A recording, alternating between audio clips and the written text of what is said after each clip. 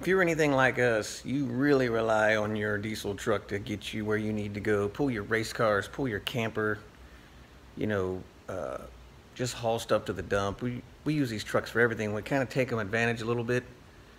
I decided before we pull the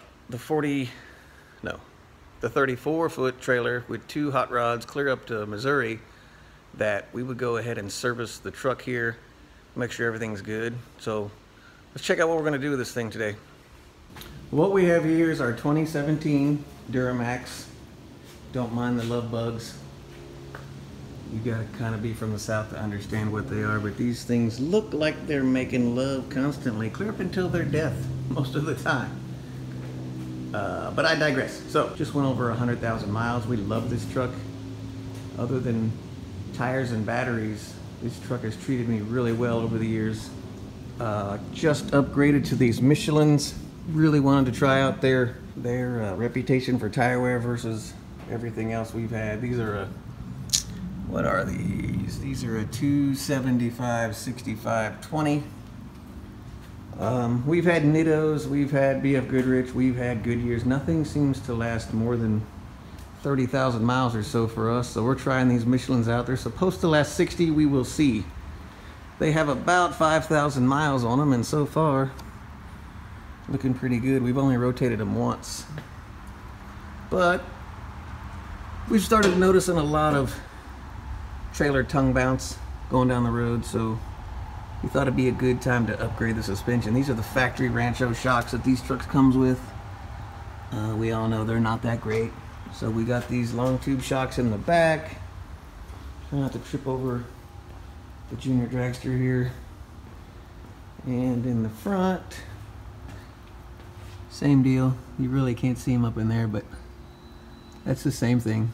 Rancho, the stock shocks. So we reached out to the D-Max store. These guys really hooked us up. They gave us a complete set of Bilstein shocks for our truck, as well as a transmission servicing kit. Really hoping to get a little bit better ride quality out of this. Plus, they sent some cool stickers that match the truck really well, right? So you can't go wrong there. Probably not going to document this too much. It's pretty simple to put some shocks in. I think it's like an 18mm bolt top and bottom. The fronts, down where they go into the upper control arm, they have 2 bolts here. Torque specs are in the directions. Really cut and dry. I'll probably throw the back ones on now on the lift, and the front ones will probably have to be done on the ground with the front tires off. But I feel like I'm going to get interrupted because the C10 is here while the child is at work. Sounds to me like he blew the power valve. It's puffing black smoke and doesn't want to idle. I wouldn't be surprised if we get interrupted, but we should be able to throw at least the rear shocks in real quick. That was pretty quick and dirty. These actually look pretty good for having 110,000 miles on them. Somebody put a kick-ass motorsport sticker on them at one point. But see what it looks like installed. Very simple. 21mm bolts, both ends. There you go. There's one. Let's grab the other one. So there you have it. Very simple install. Like I said, 21mm or 13/16, whatever you got. Took a few minutes. Probably don't even need a lift. The front ones definitely, because I think you're gonna have to pull the front tires off to get to these. I was wrong earlier. The 2 studs are up in the chassis there. It sandwiches the lower control arm like that, so we'll probably have to pull the front tires, which, you know what, we're about due for a tire rotation here shortly anyway, so we'll be sure to grab that video for you so there's nothing crazy. So you've got no concerns if you go to do this on your own. We had to dump the shop this morning for today's early morning project. You can see it's the Duramax. Continuing on with the Bilstein shock install, we're going to go ahead and give the truck a full inspection since we're about to put a few thousand miles on her. Go ahead and rotate the tires. You got to pull the front tires off to do the front shocks anyway. But check this out. So here we are. These are the factory keepers on the rear discs. 112,000 miles. I've never touched the brakes. And you can see lots of material left. And you say, Joe, that's easy. You just drive your diesel when you need it. Well, no. This thing gets driven every day. Every single day I drive this truck. It pulled a 10,000 pound toy hauler for years. It's about to pull about 13,000 pounds of,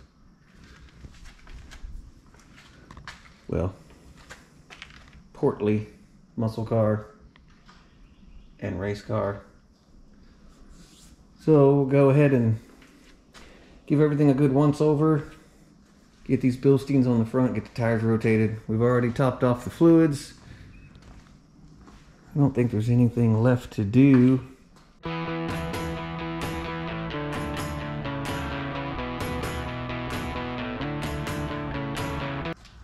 Two nuts at the top, a bolt through the lower control arm, pretty standard. Shouldn't take but a second. You can see they're identical. Wasn't very difficult at all. You'll reuse the bottom bolt. You won't reuse the top nuts. The new one comes with its own. There was a couple little clips on the harness here that clip on to hold this elliptical harness from flopping around. Make sure you put that back on, but very simple job.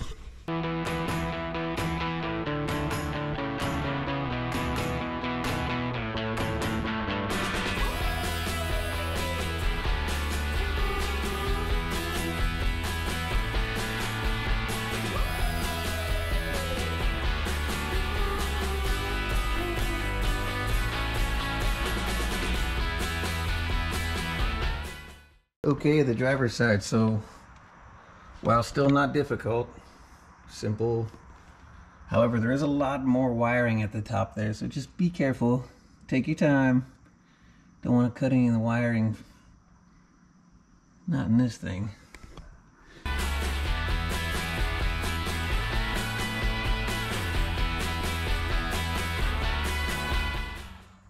So I had not intended this to become a towing safety video. However, we are about to go 13 hours. I know I've mentioned it a few times, but we're heading out to the No Name Nationals in Sikeston, Missouri from Savannah, Georgia. It's about a 13-hour drive. Probably the longest we've done towing a trailer. We will spend a few minutes and check the bearing hub, squirt some grease in them. We'll go over the tires one more time, check tire pressures. Same with the truck, set the tire pressures. I know everybody has a different opinion on what tires should be. I normally run 70 in the back, 65 in the front. That just works for me and my truck. Go over the condition of all your tow equipment. Make sure you've got all the stuff right. These spacers here, if you're used to towing with heavy duty trucks, these things wear out. So take a look at those, make sure it's not cracked, it's not broken. This is my second one. Also, always carry an extra hitch pin for the lock. These like to vanish. I don't know why, but they do like to vanish. Make sure your wiring's in good shape. Everything's secure. Also your battery on your breakaway system. Make sure your equipment's all locked down. Oh, one more thing. Make sure you roll your stand all the way up. These things have a habit of coming out while you're going down the road. I actually have filmed that with my old trailer. Going right down the road here, that thing just kind of wound itself out. Looks like there's some kind of animal crawling across my trailer, huh? Anyway, one more thing is a good spare. I purchased this off of Amazon. It's about 200 bucks because it's an 8-lug 16-inch.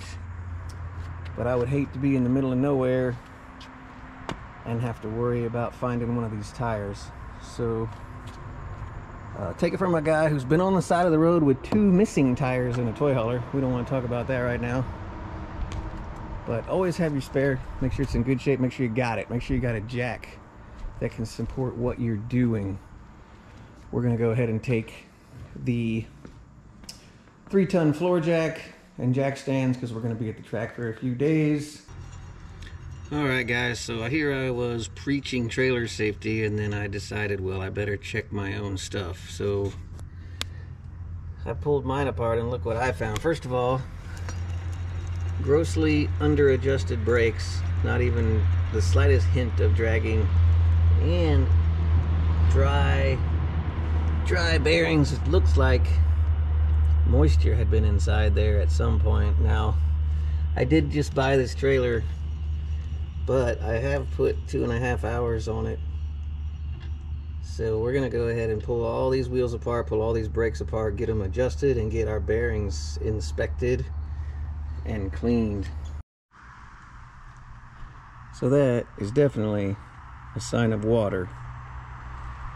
So we're gonna go ahead and clean this all up and replace these bearings.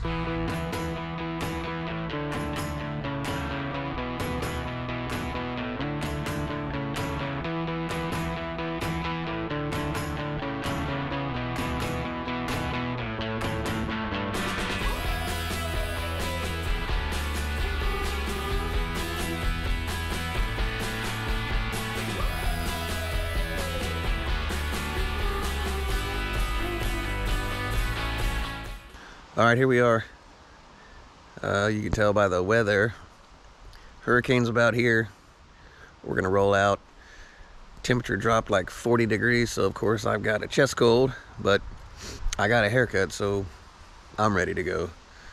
We got everything back together, got everything inspected and cleaned up. We're loaded up, we're ready to rock. We'll see y'all in Sikeston.